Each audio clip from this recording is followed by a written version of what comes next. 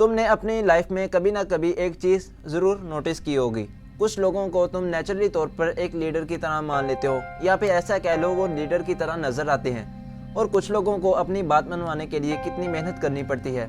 ऐसा क्यों है? इसका राज पावर की साइकोलॉजी के अंदर छुपा हुआ है। तो आज की वीडियो में हम पावर के ट्रिगरिंग डायनामिक्स को एक्सप्लोर करेंगे और देखेंगे कि ये कैसे काम करता है और ये इतना इंपॉर्टेंट क्यों है, और सबसे ज़्यादा इंपॉर्टेंट तुम इसको अपनी लाइफ में कैसे इंप्लीमेंट कर सकते हो। इस चीज़ को यूज़ करके तुम अपने लीडरशिप को मजबूत बनाना चाहते हो, या अपने रिलेशंस को मजबूत बनाना चाहते हो, या सिर्फ ह्यूमन बिहेवियर को समझना चाहते हो अच्छे तरीके से, तो ये वीडियो तुम्हारे लिए है। तो बिना देर के इस चैनल को पहले सब्सक्राइब कर लो, फिर लाइक कर लो, फिर इस वीडियो को आगे भी शेयर कर दो ताकि दूसरे लोग भी इस वीडियो से फ़ायदा हासिल कर सकें। तो बिना देर के इस वीडियो को स्टार्ट करते हैं। उससे पहले अपने हाथ में एक चाय का कप पकड़ लो और शुरू करते हैं बिना देर किए। अब सबसे पहले समझते हैं कि पावर है क्या। पावर सिर्फ कंट्रोल या किसी अथॉरिटी का नाम नहीं है, ये दूसरों को इन्फ्लुएंस करने और रिजल्ट्स लाने की कैपेबिलिटी का नाम है। लेकिन अब यहाँ एक मेन पॉइंट है, रियल पावर तो कभी भी किसी को डोमिनेट करने से आती ही नहीं है। बेसिकली पावर दूसरों को डीपली अंडरस्टैंड करने से आती है। उनके इमोशंस और उनकी मोटिवेशन को समझने से पावर असल आपके हाथ में आती है। जैसे मैं इधर मिसाल देता चलूँ, मार्टिन लूथर जैसे लोग आपके जहन में ज़रूर आए होंगे। उनकी पोजीशन के अंदर तो उनकी पावर बिल्कुल भी नहीं थी, बल्कि उनकी कनेक्ट करने की एबिलिटी और इंस्पायर करने की एबिलिटी के अंदर उनकी बेसिकली पावर थी सारी। तो अब देखा जाए तो साइकोलॉजी के अंदर पावर क्या रोल प्ले करती है। बेसिकली ये जितनी भी साइकोलॉजी हो पावर है, ये आपके दिमाग के साथ जुड़ी हुई है। आप अपने दिमाग के साथ इस सब को कंट्रोल कर सकते हैं।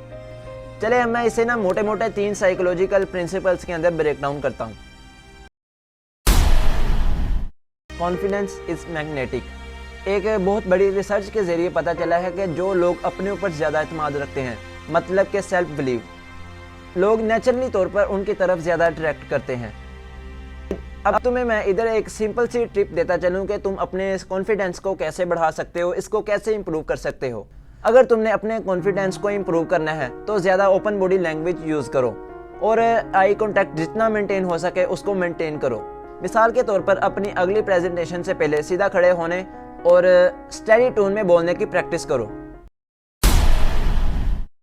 पावर में अहम ये है कि आप रूम को पढ़ सकें। सोशल इंटेलिजेंस का मतलब ये है कि इन्फ्लुएंस कौन रखता है, इस चीज़ की समझ रखना। ग्रुप डायनामिक्स को कौन कंट्रोल कर रहा है, कौन ड्राइव कर रहा है इसको, और आपको उधर जाके कैसे एडजस्ट करना है, यही चीज़ है। मिसाल के तौर पर अगर आप एक मीटिंग में जाते हैं, वहाँ जाकर आप नोटिस करते हैं कि सब लोग किसकी ज़्यादा बात सुन रहे हैं, सबसे ज़्यादा बात किसकी सुनी जा रही है, और यही चीज़ आपके लिए एक हिंट है कि ज़्यादा पावर कहाँ है। अब आखिरी और एक मेन पॉइंट, ट्रस्ट बिल्ड करने के लिए रेस्पोसिटी एक पावरफुल साइकोलॉजिकल टूल है। जब आप किसी को गाइडेंस, सपोर्ट या रिकॉग्निशन शो करते हैं तो वो लोग नेचुरली तौर पर आपकी तरफ रेस्पोक्रेट करने के लिए मोटिवेटेड होते हैं, और एक यही चीज़ आपके इन्फ्लुएंस को स्ट्रॉन्ग बनाती है। अब जब आपने साइकोलॉजिकल पावर को समझ लिया कि बेसिकली ये चीज़ है क्या, तो अब बात करते हैं स्ट्रेटेजी की। अब आप इसको कैसे अपनी लाइफ में इम्प्लीमेंट कर सकते हैं अपनी लाइफ को इम्प्रूव करने के लिए। यहाँ 3 प्रैक्टिकल टूल्स हैं जिसको तुम अभी भी अपनी लाइफ में इम्प्लीमेंट कर सकते हो। जितना ज़्यादा हो सके अपनी लाइफ में एक्टिव लिसनिंग प्रैक्टिस करो, और जितना हो सके दूसरों को ज़्यादा सुनो, बगैर जजमेंट किए और बगैर उनको इंटरप्ट किए।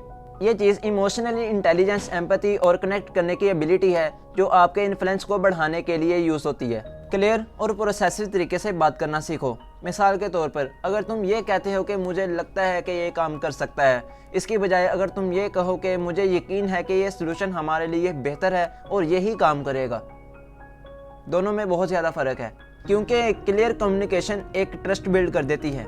और नेटवर्किंग की पावर को अंडर एस्टिमेट ना करना। आप अपने आप को सपोर्टिव और इन्फ्लुएंशियल कर सकते हैं। जितना ज़्यादा हो सके ऑनलाइन कम्युनिटीज़ को ज्वाइन करो, और जितना ज़्यादा हो सके उन सर्कल्स के अंदर एक्टिव रहो। अब दुनिया फतह करने से पहले उन चीज़ों की भी बात कर लेनी चाहिए जिनसे तुमने अवॉइड करना है। कॉन्फिडेंस एक अच्छी चीज़ है, तुम्हारे अंदर कॉन्फिडेंस होना चाहिए, लेकिन ज़्यादा कॉन्फिडेंस मतलब कि एरोगेंस, ये लोगों को दूर कर सकती है तुमसे। और जितना हो सके डाउन टू अर्थ रहना। रियल पावर इखलाकी होती है। मैनिपुलेशन तुम्हारे लिए शॉर्ट टर्म के लिए तो काम कर सकती है, बहुत अच्छा काम कर सकती है, लेकिन लॉन्ग टर्म के लिए तुम्हें बहुत ज़्यादा नुकसान भी पहुंचा सकती है। एक पावरफुल इंसान जो भी है वो लोगों की फीडबैक को एक वैल्यू देता है। लोगों के फीडबैक को इग्नोर करना अपने आप को अनअप्रोचेबल बनाना है, और यही चीज़ तुम्हारे लिए नुकसानदेह भी हो सकती है।